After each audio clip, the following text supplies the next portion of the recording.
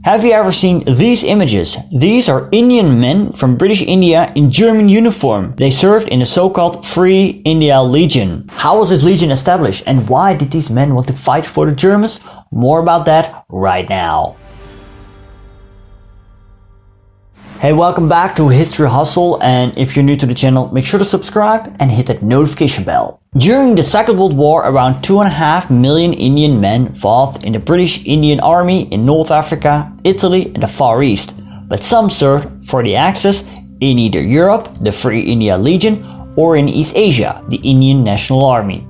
By the time World War II came around, India had been part of the British Empire for many decades. In India, there was a very active independence movement named the Indian National Congress, which was founded in 1885. One of its former leaders was Subhas Chandra Bose. In contrast to Gandhi, Bose advocated a more aggressive confrontation with British imperialism, and he saw the outbreak of the war in Europe as an opportunity to capitalize on British weakness.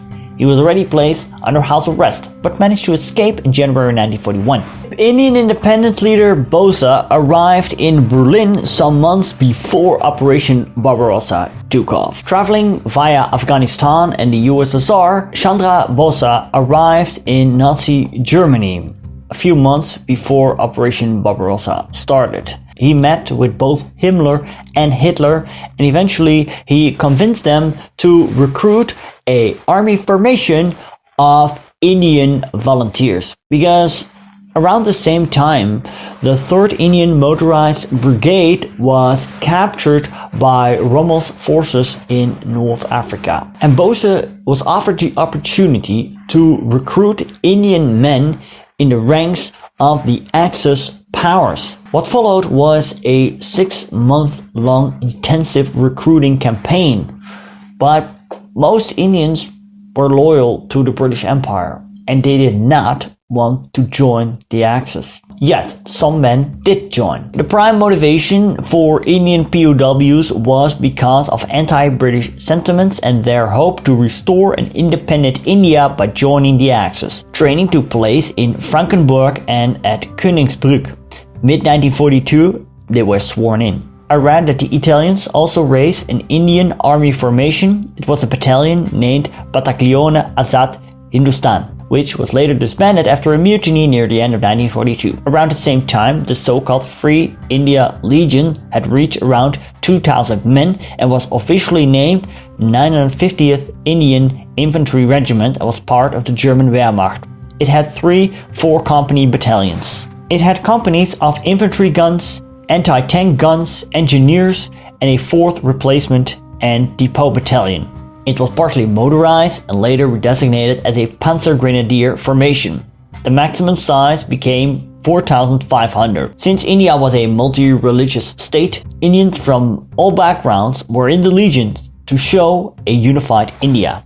59% was Hindu, 25% was Muslim, 14% were Sikhs, and 2% other religions. Regarding the Freies Indien Legion, Chandra Bose most likely did not envision that his forces would march across Persia into India. It was a relatively small force. In 1943, Chandra Bose traveled to Japanese-occupied Singapore via submarine and also helped to organize the Indian National Army, which consisted of Indians that were taken prisoner by the Japanese in their 1941-42 campaign as they overtook Southeast Asia. The Freies Indien Legion was stationed in Zeeland, the Netherlands, in April 1943, and after this in the south of Bordeaux in German-occupied France, and were therefore part of the Atlantic Wall garrison. When D-Day had taken place, they were pulled back to Germany. In the process, there were skirmishes against the French resistance. They were placed near Hagenau in Alsace, and as US troops approached, they were transferred to Heuberg in the south. In August 1944, control was given to the waffen-ss, and thus this legion was named the Indian Volunteer Legion of the Waffen-ss. Their uniforms stayed the same. Another company was in Italy and saw action against British and Polish troops and fought local partisans as well. In April 1945, they surrendered to the British. The Indian Legion troops that were stationed in Germany, they tried to make their way to neutral Switzerland and march across Lake Constance. However, Swiss border guards denied them access. They were POW'd by US and French Moroccan troops, and it is believed that some of them were shot by Moroccans near Immerstadt. Most of them were handed over to the British. The men of the Indian Legion wore the German tropical uniform. Sikh personnel had a turban instead of a field cap.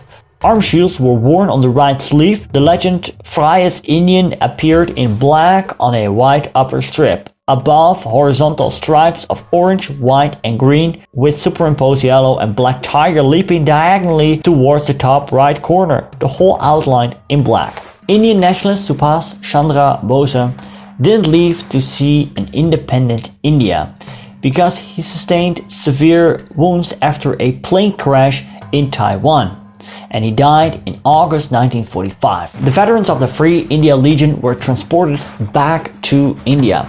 Now, some of its officers stood trial, as well as officers from the Indian National Army who stood trial at the Red Fort trials. But since Indian independence was well on its way, the British didn't want to stir up things unnecessary.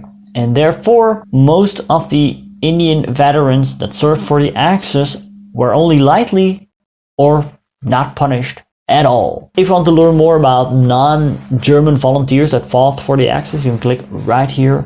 Thank you so much for watching. See you later.